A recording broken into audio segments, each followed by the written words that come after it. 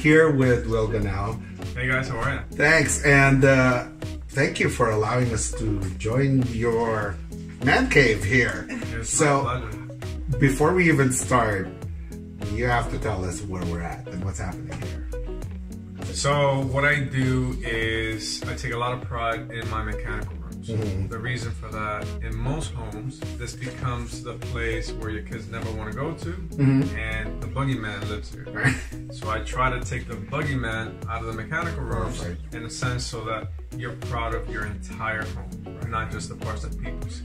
Yeah. So what are this is what my house would look like, but in a total mess. Look how gorgeous this is. You would want to stay here. So we incorporated a lot of smart systems. Everything has labeling. We actually 3D printed a lot of these labels. Oh, look at that. And by the time that this is all done, we break it down Barney style. Yeah. Where you don't need to be a technical person to know what to shut off or what to look and what to press. Did you just say Barney style?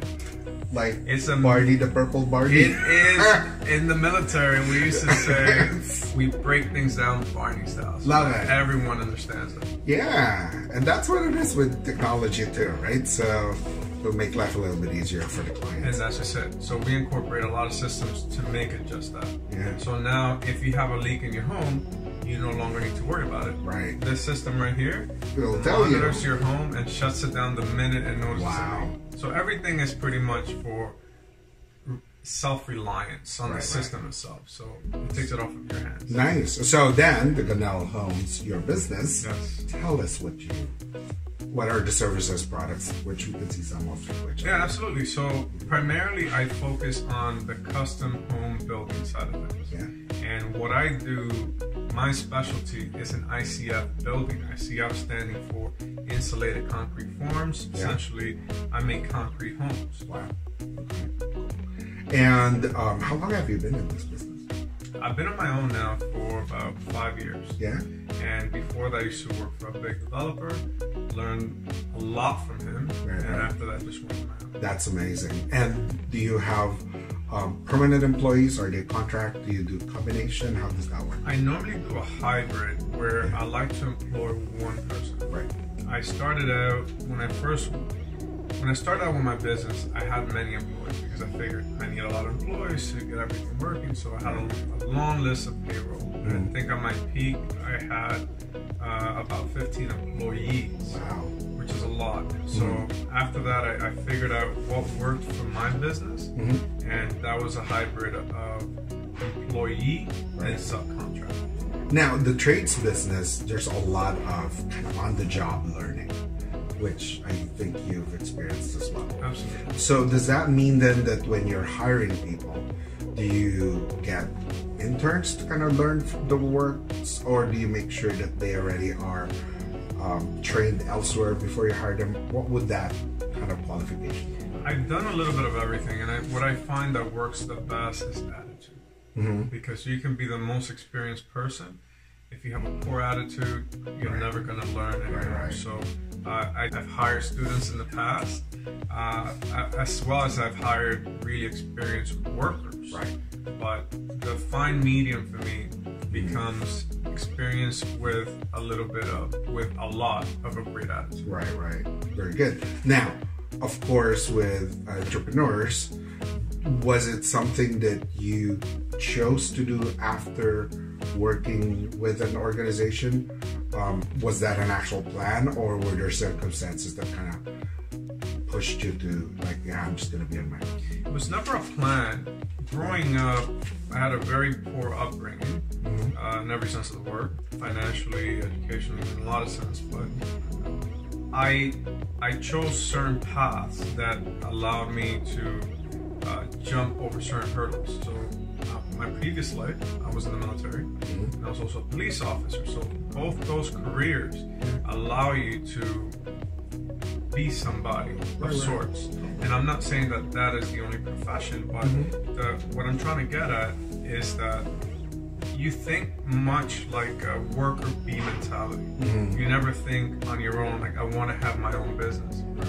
So it was going through that that eventually I landed in construction. Right. Once I started in construction, I read this one quote one time that said, in life, you're either working towards your dream or building somebody else's. And that's what I was doing for the developer that I worked for. And I started seeing some of the mistakes that were made in the industry, and I said, I want to make my mark. Right. And that's what started the thinking. Right. And you've done a very good job, and congratulations on that. Now, when you were starting, there is components around business planning, and were there any challenges around that side of opening a business, knowing that you're more focused on ensuring that your craft is pretty much very heightened and you know very well about that? So you balance that? It was the biggest challenge I had, because the reality is that I didn't have a lot of mentors. Yeah. I found that in construction, people tended to hoard their secrets and their knowledge. So I had a very difficult time finding anyone that would take me under their wing and teach me the ropes. So a lot of hard learning, and to your point, you do spend a lot of time honing on your skills and nurturing the new technologies and everything else that's out there. And it almost becomes overwhelming. And then you still have to focus on the business side of things, which most of us sometimes neglect because we're too busy making sure that our work shows accordingly, while our finances and our structure of our business takes us. So what do you recommend then for individuals who are starting off and wanting to move away from working with organizations but actually being on their own? What is your suggestion for them to make sure the business side doesn't kind of fall behind? The best thing that anybody can do is know the fundamentals of business. For me, a big turning point on that was taking certain courses for Tarion. One of them was business and management development. So doing some of those things online, I did a lot of that online actually, was what really helped me turn my thinking around to say, okay, I need to have a business plan and I need to do this. And kids nowadays, and I say that loosely, young adults or even people returning back to school, they now have the advantage of certain programs that are now available that weren't necessarily available when you started. One of the things that you want to make sure in business, especially on your own, is the idea of risk management. So we teach that in our classes. But what have you found out in your own business when managing risk? How do you manage that to ensure that everything just kind of goes away of all the work that you've done? So I think very differently. Because my background is police officer and military, we're all about knowing our enemy. And we're all about, at any given point, I'm analyzing 1,000 negative scenarios that may potentially happen. And that's how I mitigate my risk. Whether it be financially or physically on a job site, I think about the overall picture. Okay, what are the factors that can contribute to an accident or loss or big loss financially and or physically? And I just play those scenarios constantly, and that's what I drive home to everyone on the job site. Now, have you had challenges around the whole idea of project management? Yes, absolutely. So as organized as I could be or want to be, it's very difficult when you're managing more than one site on your own. And to have and find someone that meets those criteria and those values becomes difficult. So implementing systems in play for someone that may not have that strength becomes very difficult. So there are lots of challenges around that area. So how many can you say, for example, the most number of projects that you've ran concurrently that made you go, oh my God, it's crazy? The most I've had at one time has been 5. And that's almost pull your hair up. Too much stress going on at one time. And that's a lot of people then? That becomes, so usually you're dealing with a couple. And within those couples, so lots of clients. So now you're dealing with 10 sets of clients. Oh my God. Plus everyone has an input. There's an in-law, there's a cousin, there's an uncle, there's something. Multiply that, and then also managing the trade and making sure that everyone's bouncing from this job to that job, or you're getting 2 separate teams of the same trade to make sure that the same timelines get met across the board. Now, how do you manage the people? Because I know, I mean, the clients. Yeah. So you have the primary client, but as you said, there's an extended family. I mean, these are people's homes, right? How do you manage that? How do you manage clients? The best way, I realize that people are just people. Right. And I really try my hardest to put myself in their shoes, because before I'm a business owner, I am a homeowner. Right. And I am a person. So knowing how to treat everyone accordingly as a person and not just as a monetary means or as a success means, it helps you see the person itself and you treat them accordingly. If you want to take it to a biblical sense, treat your neighbor as you would yourself. Exactly. So, what are the benefits of owning your own business against working for somebody? The benefits of owning your own business, people say, well, when you're your own boss, you get all this freedom. I don't know who they've been talking to, but that is a lot busier. That is a lie. I'm telling you right now. So the time factor becomes, it really goes out the window, because the amount of hours that you actually work becomes exponentially more than what anyone would work in a regular work week. Right. But the benefit really becomes that I get to make the call. Yeah. That if I want something done a certain way, I can say, you know what, I made my mark in this home. This is my signature move. And over a bigger picture, depending on how healthy or not your business may be, you can actually make a bigger impact financially on yourself and your family to the point that you're comfortable. There's a long road between where any business may be particularly at and how they get there. But with that being said, know thyself. I say that because some people think they want to own their own business, and what I say to them is know whether or not you want your own business. Because some people can't hack the stresses, the time requirements, and just the headaches that come along with it. It's part of growing and it's part of business ownership. So what does it look like for the Gonell Homes moving forward? Gonell Homes moving forward is, I've gotten a lot of opportunities to build abroad. That being said, I've been very cautiously thinking about it because I'm still making my mark here. I'm very big on knowing my limitations. My 5-year plan is to going into the spec home building. Right now I'm building homes for clients, which has its benefits because they bring their own unique visions. They usually bring their own designers, architects, which it pushes you and expands your network tremendously. Whereas if I were to now build on my own, it's my vision, whatever architects I want to bring in, which is usually like-minded. So I like the push of being pushed to new things and broadening my palette. Right. So it's wonderful.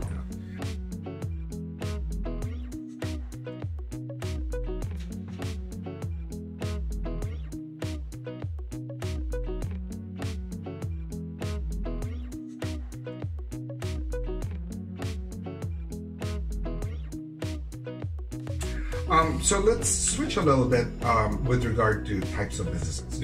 So there are sole proprietorships, there are partnerships, and a bunch of other ones. For the choice that you made, why that rather than something? Absolutely. So it all depends on circumstances. For anybody young starting out in any business, not just in the trade, the easiest route becomes a sole proprietorship. Because now Gonell is now a business. The paperwork associated with it is very limited. Everything becomes a lot easier. However, the consequences can also be a lot higher because if something goes wrong, I'm the one getting sued. So let's switch a little bit. There's a couple of variations of businesses, anywhere from sole proprietorship to partnerships to of types of corporations. You chose, what type of business did you choose first time around? Absolutely. So for any young person starting out, the first recommended or the easiest route to take is sole proprietorship. Got it. Because you now, as an individual, you become the business. Right. There are benefits to that, there are drawbacks to that. Benefits is the transition becomes very easy. The drawback being that you as a person and your belongings now become liable for anything that goes wrong. So as I was able to build up my network and my funds, I then transitioned into a corporation. So corporation, you're a little bit more protected. You're a lot more protected depending on how you set it up. And it also gives you the option to diversify. So within one holding company, you can have multiple constituent, I don't even know the proper word for it, but you can have multiple companies underneath that, and it's mainly for liability purposes and expenditures. So what would be my recommendation is, if the funds allow you to, and if it works for you, go for a corporation route, that be incorporated, limited, or sole proprietorship, depending on the circumstances. Now, would you consider partnerships now that you're growing? I have done informal partnerships. So that's a handshake? That is, I know you, I like you, let's work together. And I've been very cautious, and this is something that I caution people against or for, depending on the circumstances, because I've seen a lot of partnerships go really bad. So unless you really know the person, know and trust, sometimes indefinitely, I just be cautious around that and know how you structure that partnership. You have to be very detailed when that partnership gets established. Now, would you suggest having different types of relationships based on the project that you have? So, for example, I have a giant village that I have to build. I don't know, I'm making it up. Obviously, I don't know anything about trades. But so, for example, I have 5 houses that I have to build as a project. Would you partner with somebody for that one? But then concurrently, I have this fancy, unique one house project that I will just do on my own. Would you do multiple types of agreements? Would that make sense? Or what would your suggestion be? Because projects are varying sizes constantly, right? I say that everything depends on the situation. And to your point, if I were to do a big complex project, I may want to partner up with a person that's his realm, that he operates in a large project format. However, with that being said, I'm a big believer in opportunities, where if I know a person is good in one area, I will give them the opportunity to come up to that level. So a person that may be good in a multi-development situation, I may want to bring them up to a custom home, where it's a lot of detail. Because they're used to the bandwidth, they can also bring that there. Same thing the other way around, where someone is used to the custom setting, they already know the detail. So now that detail, they just got to multiply it at a bigger scale in order to come up and move up to that level. So I'm a big believer in opportunities for people to grow, but at the same time, I'm a big believer in learning how to partner up with certain people at different times. I'll give an example of that. My first boss in construction was creating foundations. Oh, wow. To this day, we have an unofficial partnership, nothing on paper, but we work each other's strengths. So I'll call on you and... Absolutely. Gotcha. Absolutely. Now, I'll switch to a different question. So with regard to new students who cannot make a decision on which type of trade they want to go to, but they want to be part of home construction, home enhancement, any of these things. Is there a suggested path? Yes, absolutely. What would that mean? So my path was a bit unique, and this is usually what I recommend to people. And I'm not saying that my path is the best, it just worked for me, and it may work for somebody else. So what do I mean by that? I was fortunate enough to join a small to medium-sized company. And no different than what it would be for becoming a doctor, where you actually do a rotation in all the different specialties. The benefit of going with a medium to small company is that you now can rotate a little bit. You can do a little bit of framing, a little bit of drywall, and through that process, because the company is growing, or you're helping the company grow, you usually get a lot more opportunities than you would with a big company, where if you're doing drywall, you get stuck. So my advice to any student is learn which company you get into, the size of them, to make sure there's room for expenditure. That's That's wonderful. And then from there, for your path, which one did you choose to be really good at? So I became really good at ICFs, obviously, because again, not a lot of people were doing it because not a lot of people understood it. Yeah. So I chose to get stuck on that, and it's been my expertise with it. That being said, I'm very fascinated with mechanical rooms. So when it comes to the mechanicals of any homes, I'm very well versed to the point that I can almost be a technician because of my interest in it. Yeah, it's wonderful. So let's talk about the registration process. There might be some unique ones for specific types of trades that might benefit our students. So absolutely. So we'll start off at the business side. From a business perspective, if you want to open up a self proprietorship, it's as easy as just going online and registering your business name.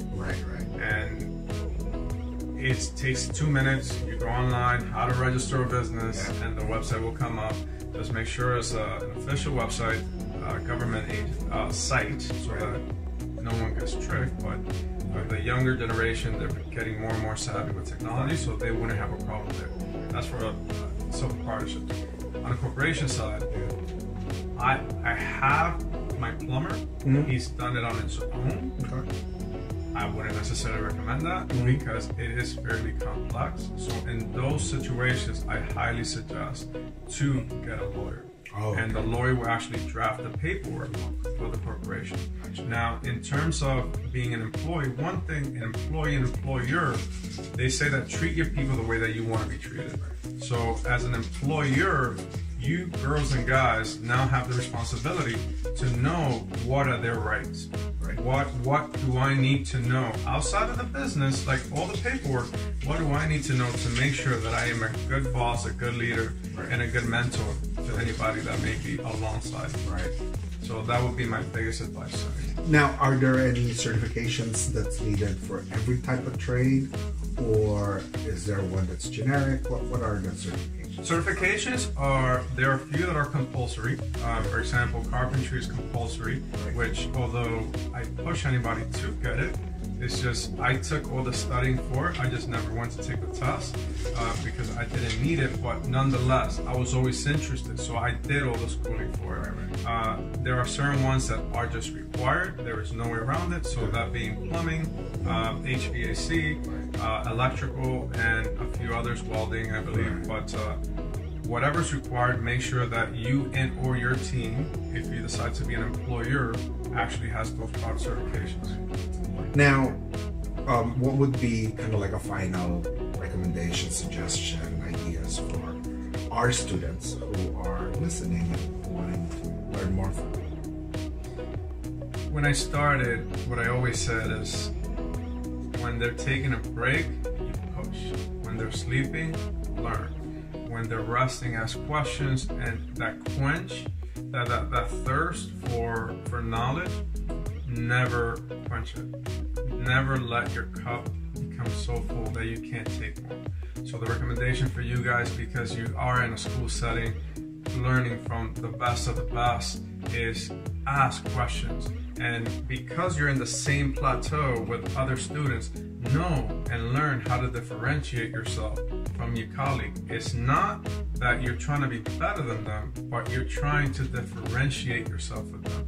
And whatever your background, whatever your skills, whatever arts and anything that you may have, learn how to appreciate that and incorporate that into what you're doing. That's wonderful. Thank you so much for taking time to chat with us.